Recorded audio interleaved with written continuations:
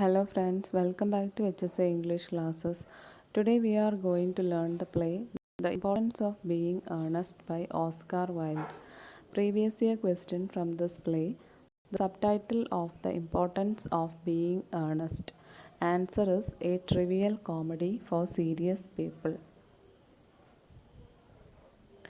The Importance of Being Earnest, a trivial comedy for serious people, is a play by Oscar Wilde. It was first performed in 1895 at James Theatre in London. The setting of the play is London in Act 1 and an estate in Hertfordshire in Act 2 and Act 3. Now let us learn the characters of the play. Jack Worthing, Ernest, a young gentleman from the country in love with Nolan Fairfax.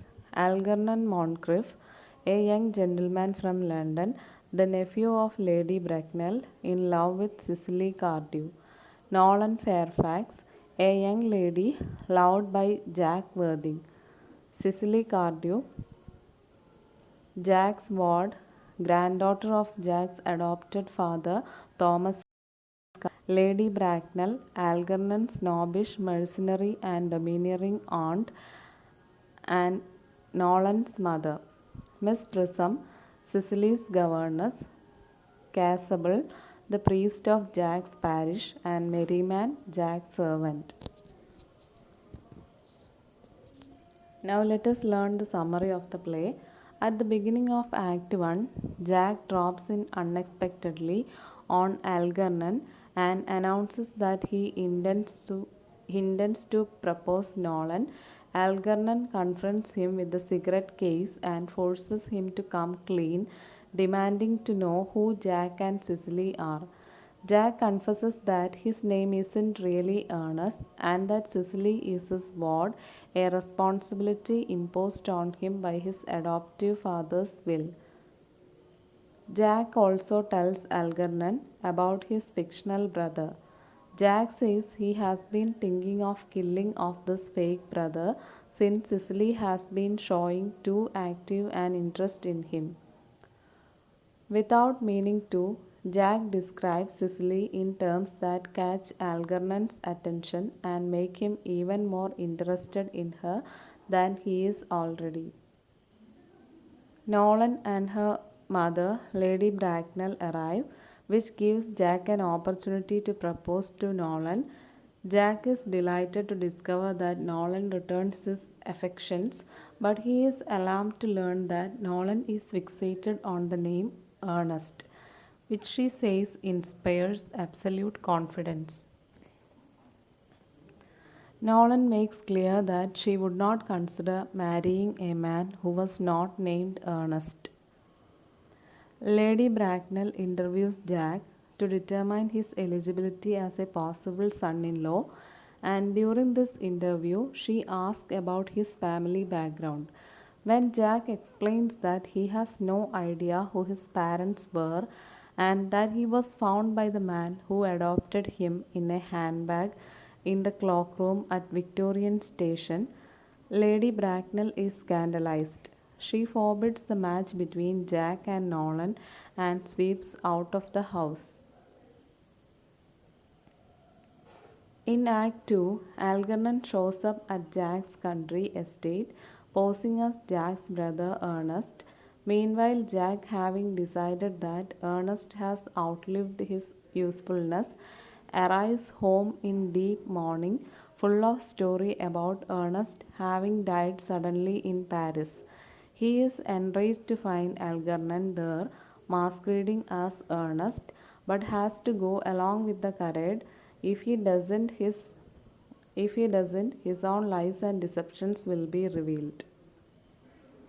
While Jack changes out of his mourning clothes, Algernon, who has fallen hopelessly in love with Cecily, asks her to marry him.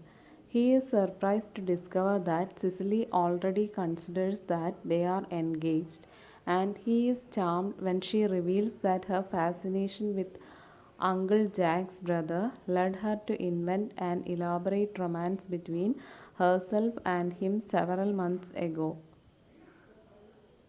Algernon is less enchanted to learn that part of Cecily's interest in him derives from the name Ernest, which unconsciously echoing Nolan, she says inspires absolute confidence.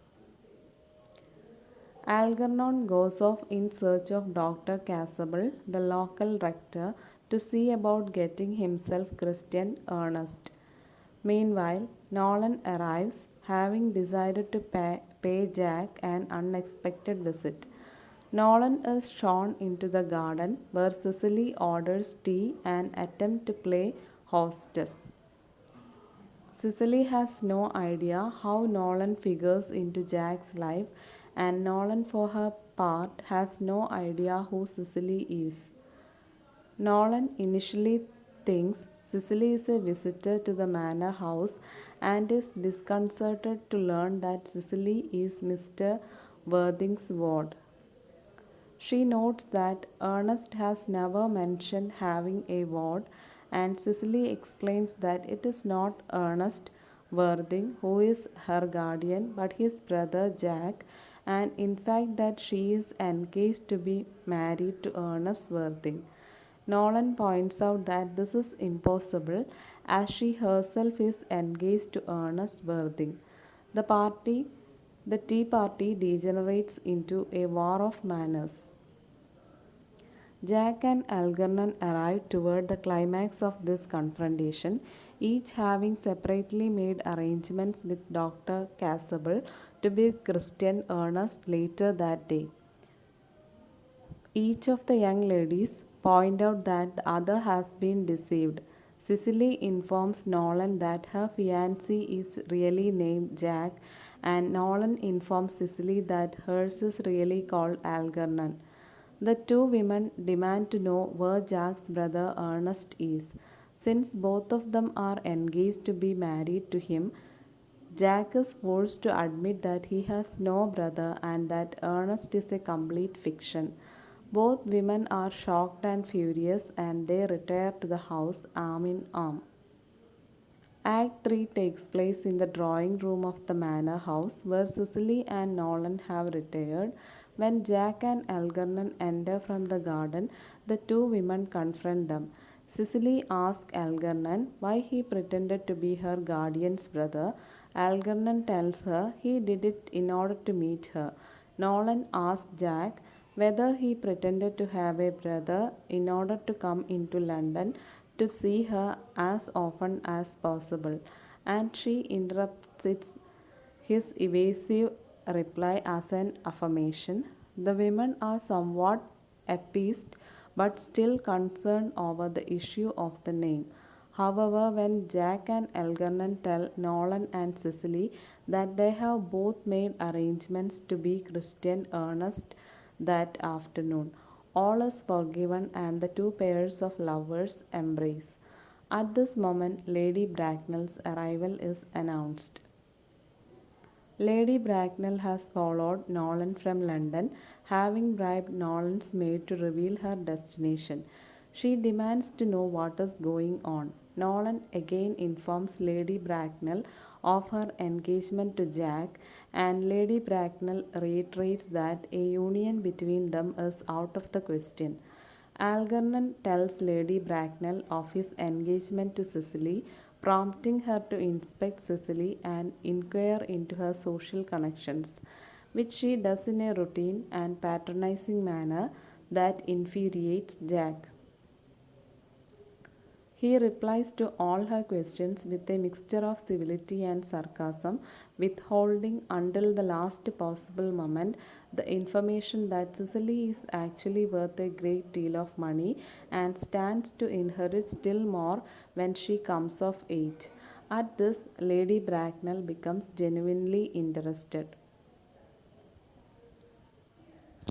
Jack informs Lady Bracknell that, as Cecily's legal guardian, he refuses to give his consent to her union with Algernon. Lady Bracknell suggests that the two young people simply wait until Cecily comes of age, and Jack points out that under the terms of her grandfather's will, Cecily does not legally come of age until she is 35. Lady Bracknell asks Jack to reconsider, and he points out that the matter is entirely in her own hands. As soon as she consents to his marriage to Nolan, Cicely can have his consent to marry Algernon. However, Lady Bracknell refuses to entertain the notion. She and Nolan are on the point of leaving when Dr. Casable arrives and happens to mention Cicely's governess, Miss Prism. At this, Lady Bracknell starts and asks that Miss Prism be sent for. Lady Bracknell accuses Prism of having left her sister's house 28 years before with a baby and never returned.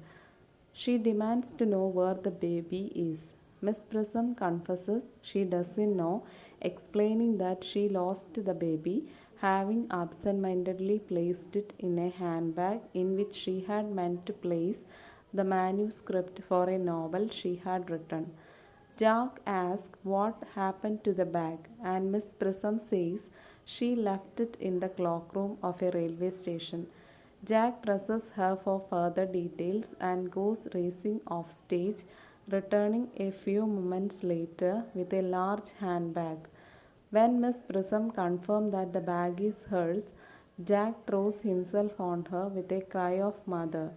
It takes a while before the situation is sorted out, but before too long we understand that Jack is not the illegitimate child of Miss Prism, but the legitimate child of Lady Bracknell's sister and therefore Algernon's older brother. Furthermore, Jack had been originally christened Ernest John. All these years, Jack has unwittingly been telling the truth. Ernest is his name, as is Jack, and he does have an unprincipled younger brother, Algernon. Again, the couples embrace. Miss Prism and Dr. Casable follow suit, and Jack acknowledges that he now understands the vital importance of being earnest. Thank you.